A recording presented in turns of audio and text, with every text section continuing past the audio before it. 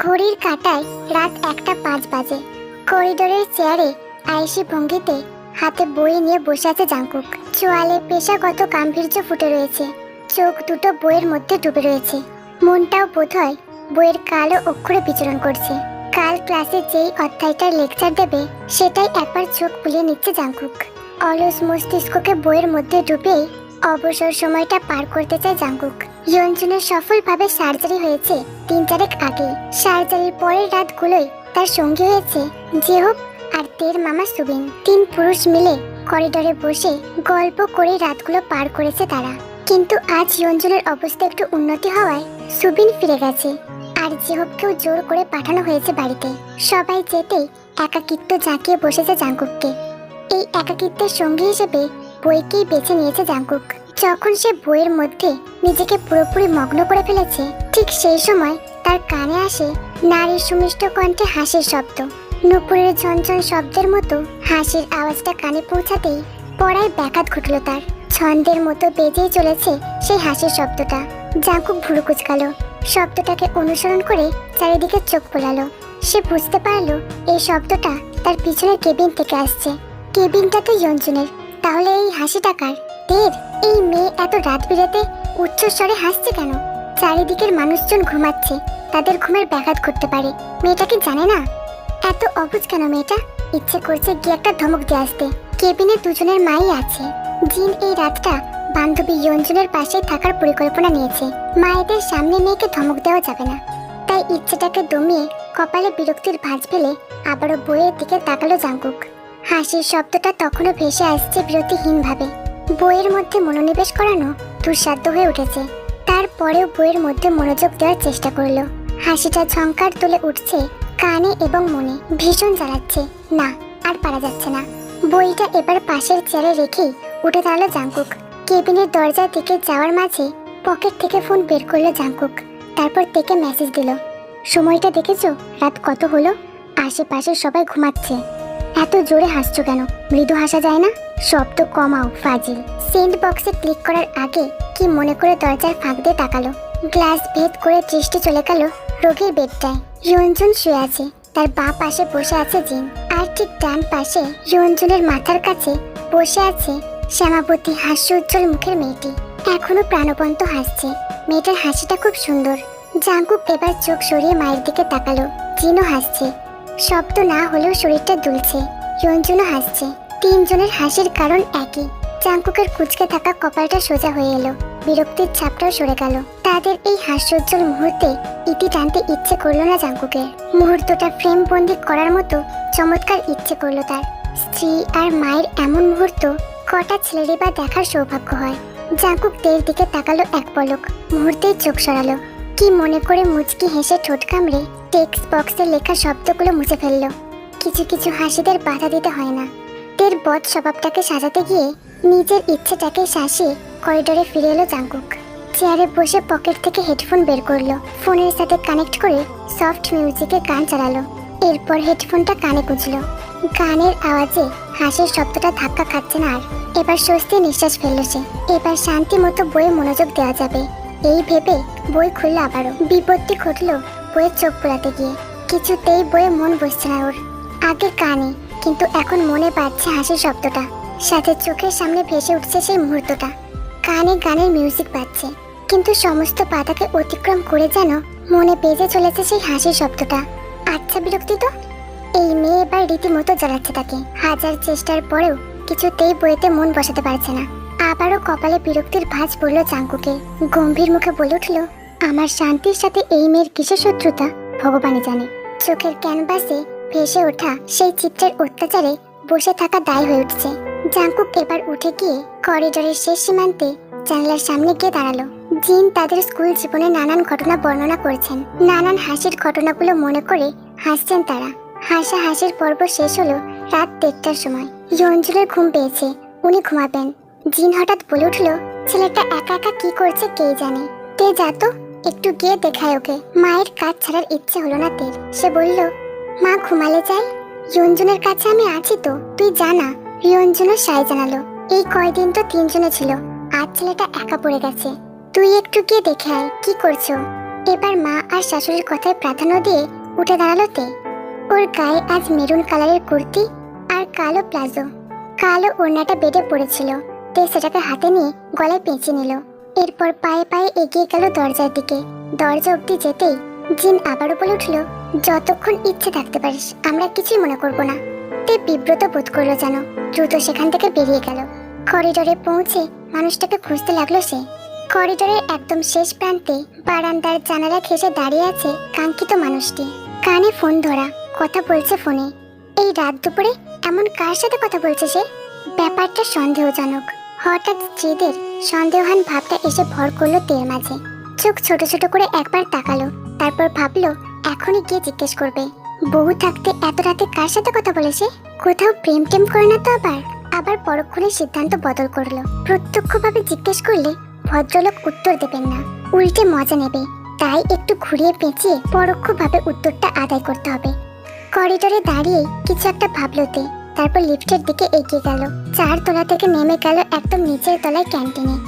এই হসপিটালের ক্যান্টিন সারা রাত খোলা থাকে। সুবিধে হলো তের। 2টো চা অর্ডার করলো তে। চা আসতেই হাঁটা ধরলো সে, আবার কিছু একটা ভাবতেই ফিরে এলো। এরপর একটা ক্রিম বিস্কিটের প্যাকেট নিল। বিস্কিটটা তার পছন্দের। চা হাতে 4 তলায় গিয়ে জাঙ্কুকের ঠিক পিছনে গিয়ে দাঁড়ালো। চুপচাপ দাঁড়িয়ে তার কথা শোনার চেষ্টা করলো। লোকটা খুব নিচু স্বরে কথা বলছে, শোনাও যাচ্ছে না। সন্দেহের মাত্রা আরো গাঢ় হয়ে এলো। এবার গলা কিছুটা ঝাঁকারি দিয়ে নিজের উপস্থিতিটা জানান দিল সে। জাঙ্কুক পাশ ফিরে তাকাতেই অপ্রত্যাশিত চেহারাটা দেখে কিছুটা চমকালো। অবাক চোখে ভুরু কুঁচকে জিজ্ঞেস করলো, তুমি?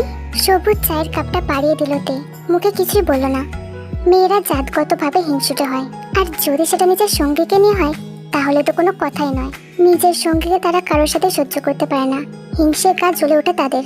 তের মধ্যে ব্যতিক্রম কিছুই করলো না। তার এই নবপ্রেমে তৃতীয় কোন ব্যক্তি এসে হানা দিচ্ছে আবার ভাবতেই বুকটা দুরু দুরু করে উঠলো। জাঙ্কুক ভুরু কুঁচকেই চায়ের কাপটা হাতে নিয়ে মুখ ঘুরিয়ে ফোনের ব্যক্তিকে বলে উঠল, I will call you later. আকস্মিক ফোনটা কেটে দেওয়ায় তের সন্দেহের মাত্রা কারো থেকে কারোতর হয়ে উঠল। সন্দেহভাজন কেউ না হলে ফোনটা শুধু শুধু কাটবে কেন? বারান্দার টিমটিমে আলোতে জাঙ্কুক তের দিকে চোখ রেখে বলে উঠল, হাসির পর্বত ছেড়ে বেরিয়ে এলে কেন? কেন? এসে আপনার প্রেমে ব্যাঘাত ঘটালাম নাকি? কথাটি বলতে ইচ্ছে হলো তের, কিন্তু বলল না। সামনের মানুষটার বদ মেজাজি আর রাগের স্বভাবটা তার অজানা নয়। লম্বা একটা শ্বাস ছেড়ে রাগ সংবরণ করে বলে উঠল, আন্টি আপনার খোঁজ নিতে পাঠিয়েছেন। তোমার আন্টি চাটাও আনতে বলেছেন নাকি? মজা করে কথাটি বলল জাঙ্কুক। তেও কমকমে গলায় বলে উঠল, আমি কারো কাছে খালি হাতে যাই না। জাঙ্কুক চোখ বন্ধ করে চায়ের কাপে চুমুক দিল। তে অন্যদিকে ফিরে বিস্কিটের মিনি প্যাকেটটা জাঙ্কুকের সামনে ধরলো। গ্রিন টি সাথে বিস্কিট, তাও আবার ক্রিম বিস্কিট। আজ খাতির যত্নের মাত্রাটা একটু বেশি হয়ে গেল না? এর পিছনে কি এমন কারণ থাকতে পারে? জাঙ্কুক তের দিকে তাকিয়ে সেটাই বোঝার চেষ্টা করলো, কিন্তু মেয়েটা অন্যদিকে ফিরে আছে। সে বলল, বিস্কিট নেব না। তে বিস্কিটটা ফিরিয়ে নিল। তার ভিতরে অস্থিরতা ফেটে পড়ছে কাঙ্ক্ষিত প্রশ্নটা করার জন্য। আর তর সইতে না পেরে আকস্মিক জিজ্ঞেস করে ফেলল, আপনার কি কোনো গার্লফ্রেন্ড ছিল? তের এমন প্রশ্নে জাঙ্কুক তড়িৎ ঘুরে তের দিকে তাকালো। অবিশ্বাস্য চোখে তের দিকে তাকিয়ে বোঝার চেষ্টা করলো তের হঠাৎ এমন প্রশ্নের কারণটা কি। সে ভুরু কুঁচকালো, অবাকের সাথে বলে উঠল, কেন বলো তো? উত্তর না দিয়ে প্রশ্নের পিঠে প্রশ্ন করায় তে আর তার ডাক্তার দমিয়ে রাখতে পারল না। গম্ভীর স্বরে বলে উঠল, বলতে বলেছি বলবেন। ছিল কোনো গার্লফ্রেন্ড, প্রেমিকা, আশিকা, দিলরুবা? বিস্ময়ের মাত্রা চরম পর্যায়ে পৌঁছে গেল জাঙ্কুকের। মেয়েটা এমন টোনে কথা বলছে কেন? কথার মাঝে তীক্ষ্ণ অধিকার বোধ, চেহারার ভাবভঙ্গিও ঠিক না। কেমন খেপে গেছে। হলোটা কি এই মেয়ের? কিছুক্ষণ পর সে বলে উঠল, না, কোনো কালেই ছিল না গার্লফ্রেন্ড, প্রেমিকা, আশিকা, দিলরুবা। স্কুল লাইফ থেকে এখনো অব্দি একটাও ছিল না? সন্দেহের বশে প্রশ্নটা করলো তে। জাঙ্কুক বলল, না। কথাটা কেন জানি তের কাছে বিশ্বাসযোগ্য বলে মনে হলো না। সে আবারও বলল, আসলে ছিল না নাকি সত্যটা স্বীকার করতে চাইছেন না? তের স্বর দৃঢ়। এই মেয়ের মতিগতি কি আদৌ বুঝতে পারবে জাঙ্কুক? এই ভয়ে কাঁপাকাঁপি করে, আবার পরক্ষণেই রাগে গজগজ করে। জাঙ্কুক এবার শীতল গলায় বলে উঠল, 2টো কারণে আমার গার্লফ্রেন্ড ছিল না। প্রথমত, মা ছোটবেলা থেকেই বলতেন, কোনো মেয়ের দিকে প্রেমের নজরে তাকাবি না কখনো। তুই বড় হলে মা তোকে একটা রাজকন্যা এনে দেবে। হাই স্কুল, কলেজ, এমনকি ইউনিভার্সিটির ফার্স্ট ইয়ার পর্যন্ত উনি একই কথাই বলে গেছেন। হাই স্কুল বা কলেজের কথাটার মানে না বুঝলেও পরে সেটা ঠিকই বুঝেছি যে মা আগে থেকে আমার জন্য কাউকে ঠিক করে রেখেছেন। তার তারপর আমি যখন বড় হয়েছি, মা তার কথা অনুযায়ী এক রাজকন্যার সাথে আমার বিয়ে দিল। কিন্তু সেই রাজকন্যার তো ছিল না কোনো তাজ, ছিল না কোনো রাজ, ছিল শুধু ভয়ে কাঁপাকাঁপি করার স্বভাব। কোনো রাজকন্যা নয়, সে ছিল কাঁপাকাঁপি, ঘামাঘামি আর অস্থিরতার কন্যা। শেষের কথাটা একটু গম্ভীর ভঙ্গিতেই বলল জাঙ্কুক। আকস্মিক তেতে উঠলতে, আমি এমনটা না, মোটেও কাঁপাকাঁপি ঘামাঘামি করি না। সত্যিটা জানলেও স্বীকার করতে চাইল না সে। জাঙ্কুক হেসে ফেলল। সত্যি করো না? না, দৃঢ় স্বরে বলল তে। দুজনের মাঝে 2 হাত দূরত্ব।